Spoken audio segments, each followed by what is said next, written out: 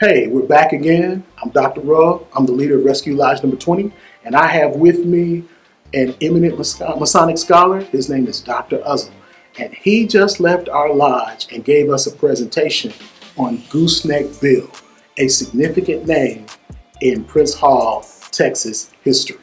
And so let's ask you a few questions today, sir. You bet. How long have you been a Mason, and what made you become a Mason? I have been a Mason since 1973, Wow. March 20th. So in a couple of years, we live in the Lord say the same. I'll be celebrating 50 years. Wow. And what induced me to become a Mason? As a teenager, I was a D. Malay. Okay. In 1970, I was Master Counselor of the D. Malay chapter in my hometown of Waco. Okay. And my dad was not a Mason, but D. Malay contacts and a favorable impression of the fraternity, and I was when I turned 21, I petitioned. Wonderful, wonderful. What are some of the changes you've seen in Masonry in your Masonic career? Well, something I have been fighting for decades. I was so glad to see it in recent years. Is the wall of segregation coming down?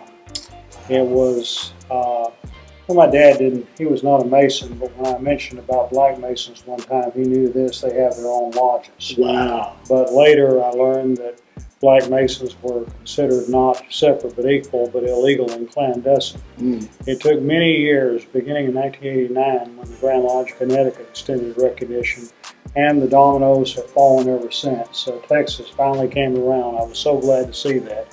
And there's only 7 states, all in the South, where recognition has not occurred. And I predict in time it will be. I hope I'll still be here to see it. Wow, what authentic words. For those of you who don't know, and Dr. Uzzel is very, very, very, very much a person that does not rest on his laurels.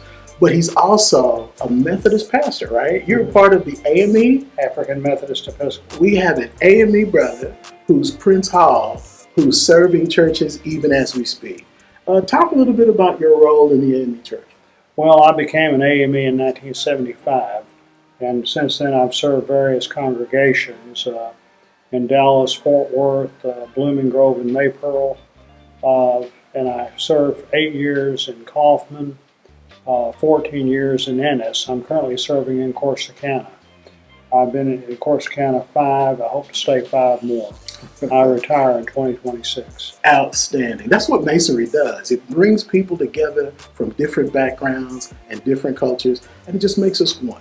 And I'm glad they've heard that story. Let me ask you this, and it's a serious question. Do you worship the devil? No. Okay, good. It's amazing how people put that on us, but it's not true. I'm born and raised a Baptist, and you're an AME brother as well. Let me ask you this before we go. Tell us about your books. What have you written? I've written 4 books. The first one came out in 2002, Blind Lemon Jefferson, His Life, His Death, and His Legacy. It's the biography of a Texas blues recording artist who lived from 1893 to 1929. My second book is the history of the Prince Hall Grand Lodge of Texas, Prince Hall Freemasonry in the Lone Star State from Cuny to Curtis, 1875 to 2003. My third book was my doctoral dissertation at Baylor, Eliphas Levi and the Kabbalah, the Masonic and French connection of the American mystery tradition. It's about a Frenchman whose real name was Alphonse Louis Constant, but who took a Jewish pen name to write about the Kabbalah and other esoteric subjects.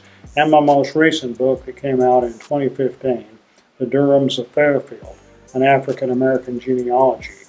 It traces the ancestry of my wife Deborah to an African slave named Gabi in Fairfield County, South Carolina. Through his descendants were slaves in DeSoto Parish, Louisiana, and they came to Fairfield in Freestone County, Texas. They were there by 1870. That's her hometown, so Fairfield has 2 meanings. We got married when Alex Haley's Roots was the rage, and I was determined to do what Alex Haley did. It's not a bestseller yet, but we're trying to get there. Outstanding. What a wonderful, historific look into our community. Let me ask you this before we go. If there was a Generation Xer or a millennial kid who wanted to become a Mason, what would you tell them? Well, I'm glad you're interested. I'll tell them what I could about it to Okay. see if they really want to. Okay. And it would, they, if they want to listen, I'm ready to talk. Okay. Listen, I want to thank you from the depths of my heart for coming and presenting to our lodge. Brothers, you need to get Brother Uzzel in your lodge. He did an excellent job for us, and I know he'll do the same for you. Let me pause and also say thank you, Grandmaster Curtis, for allowing us this opportunity. To the Grand Line officers, we're so thankful for you as well. Hey, world, if you're looking to do this masonry thing, you really want to do it in Texas. And if you're looking for a great lodge in Texas, it's a poor frog that won't brag on its own pond, you really want to get with Rescue 20. Have a great day, have a great evening, and remember this, to be a Mason, all you got to do is ask one. Peace.